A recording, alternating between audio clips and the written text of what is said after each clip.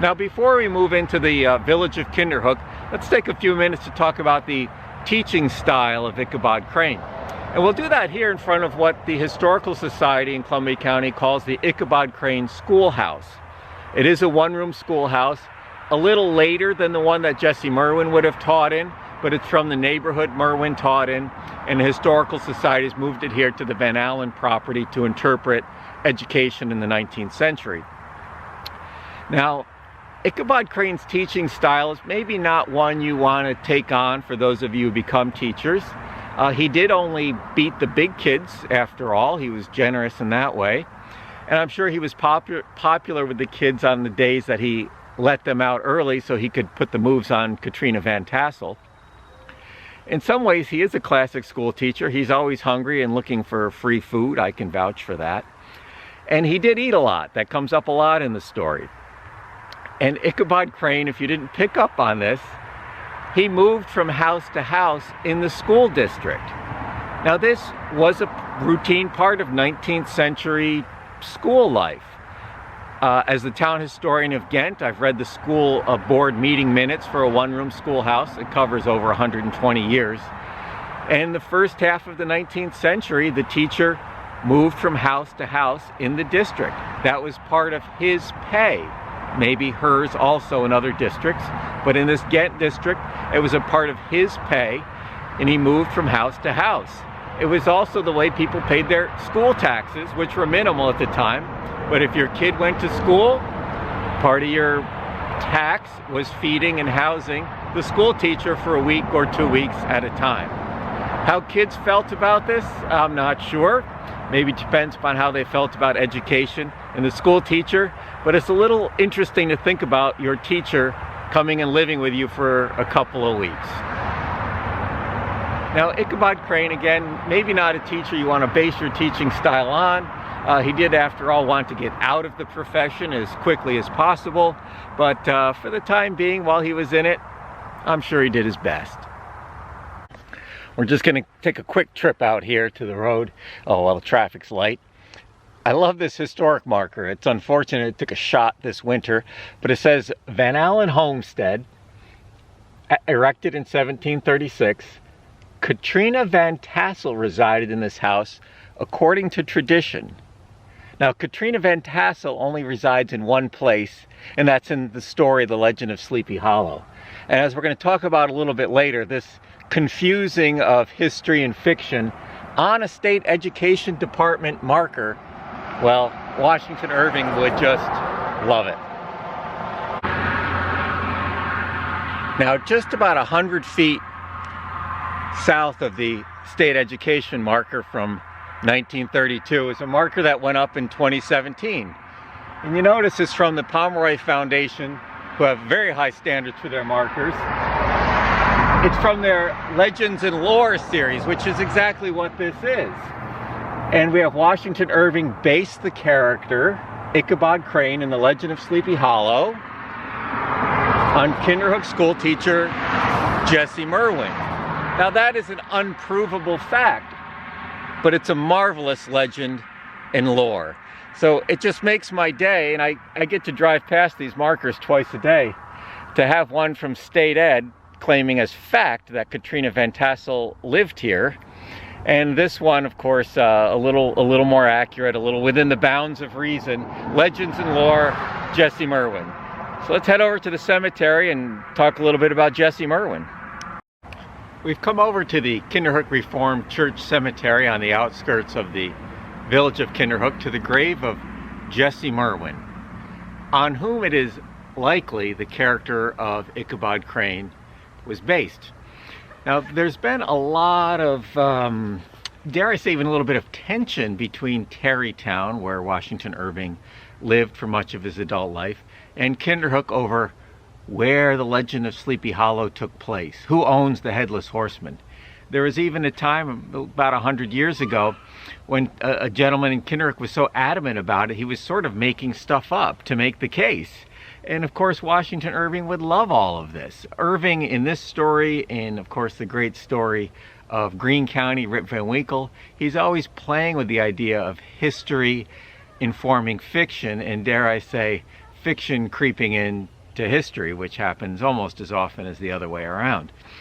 So this battle over where did the events take place, Irving would delight in that. He would delight that we're still talking about that. Now, was Jesse Merwin? Well, I don't know the answer, people.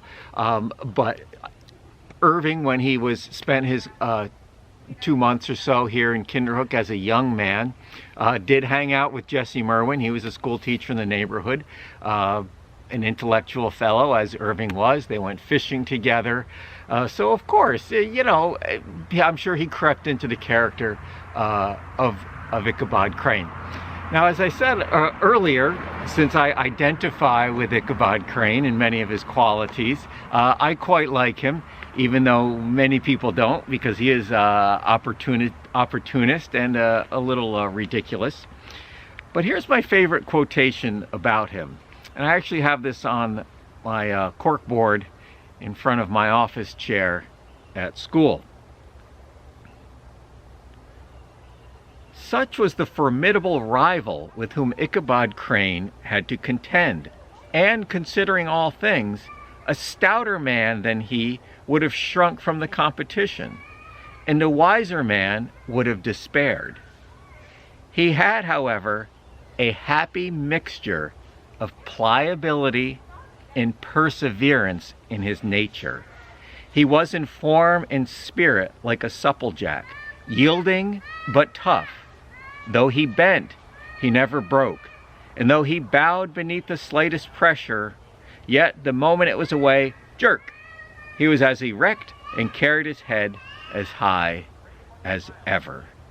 Neither particularly stout or wise, but a happy mixture of pliability and perseverance. And that, my friends, will take you, well, at least as far as it took Ichabod Crane and as far as it's taken me. We've come down to the bridges here just outside of the village of Kinderhook, and this place really pretty closely matches the way Irving describes the climactic scene of the legend of Sleepy Hollow. They had now reached the road which turns off to Sleepy Hollow, but Gunpowder, who seemed possessed with a demon, instead of keeping up it, made an opposite turn and plunged headlong downhill to the left. This road leads through a sandy hollow, shaded by trees for about 1/4 mile, where it crosses the bridge famous in Goblin Story, and just beyond swells the green knoll on which stands the whitewashed church. Now notice the reference there to Goblin Story.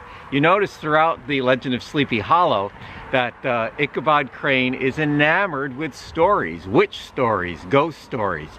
One of the reasons the women in the neighborhood love it when he comes over is because they sit around and swap stories. He's got a whole set of stories he's brought with him from New England.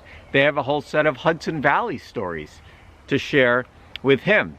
And of course, just to get to the end a little quicker, the name of this story is The Legend of Sleepy Hollow. Ichabod Crane becomes the legend of Sleepy Hollow. He becomes the story that's passed down through generations and generations. Remember, in some way, all short stories are really about stories.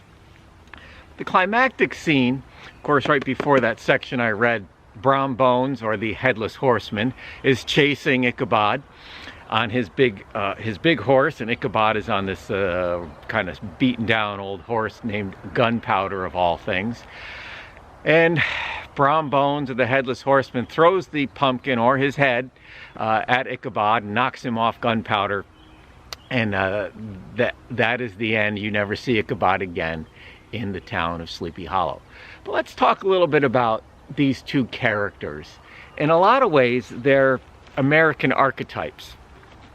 Ichabod, and obviously, if you haven't figured it out already, I could actually be based on Ichabod Crane. He's tall, he eats a lot, he's an eccentric teacher, and he is a really entertaining yet absolutely dreadful dancer, just as I am. And so he's the quintessential sort of intellectual, goofball, nerdy guy. Brom Bones is this sort of quintessential athletic, roustabout type. He's sort of the leader of a gang. They play pranks on the nerdy guy. It seems to all be in pretty good humor, but it's the classic jock and the nerd. And the nerd uses his brain power to try to get his way. And of course, the jock uses his brawn to ultimately have victory over the nerd. Again, I don't think there's anything dreadful about this. Could we call it bullying? Of course we could. But Ichabod, he's trying to steal this guy's girlfriend, the woman he's supposed to be with. So I think Irving presents it all in good humor, but we really should note that it is, again, two archetypal figures that you can see in any high school movie or live through in any high school movie and even in adult situations. I think they're both good enough guys who are trying to outwit each other for the heart of a woman. We'll draw our time with the Legend of Sleepy Hollow to a close here with our special guest, the 8th President, Martin Van Buren.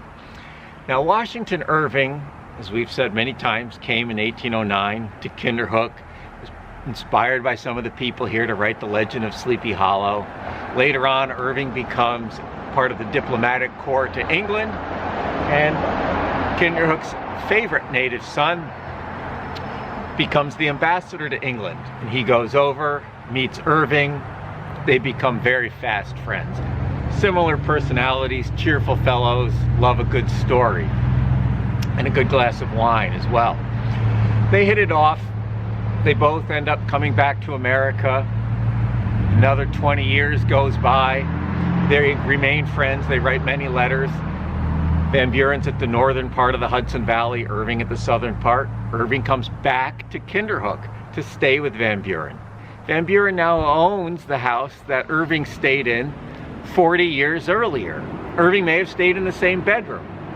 So what he got to see was how Kinderhook village had been transformed from a sleepy hollow where people still spoke Dutch, maybe were leery of interlopers like Ichabod Crane coming in, to really it was maybe the peak of Kinderhook village activity before the railroads did not come here.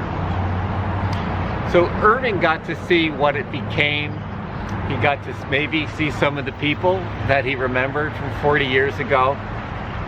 But most importantly, he got to see the ongoing story of Kinderhook. Now, he didn't write about it, but he got to see the ongoing story. And we said the legend of Sleepy Hollow is, in some ways, Ichabod Crane becomes the legend. But really, the story makes up the place. Wherever you are from, your town, your home, your workplace, your school, it's composed of stories. You're composed of stories. Places are composed of stories. And just as Kinderhook is composed of stories about Martin Van Buren, about Washington Irving, and the legend of Sleepy Hollow, this story is in some ways one of the great stories of America, and it's known worldwide. The legend of Sleepy Hollow has been translated to over 100 different languages. It's been turned into movies almost as long as movies have been made, close to over a 100-year period. It's been made into movies several times. It was recently a television program, I think, on the Fox network. So it's really part of the fabric of our country. The Headless Horseman comes around every Halloween in books and all over the country. People impersonate the Headless Horseman. And it's such a part of the fabric here in Kinderhook that for many, many years, maybe even right up to today, I'm not sure, on Halloween, a Headless Horseman appears here in the village. I used to live here right in the center of town. And the first Halloween, I was coming home from work. I was coming up the hill from the bridges where we were earlier. Not expecting it, there was a giant horse with a Headless Horseman on it in his fabulous outfit, and it scared me. The hair standing up on the back of my neck just thinking about it. So this story has become a part of the fabric of this town, just as towns are made up and people are made up of stories.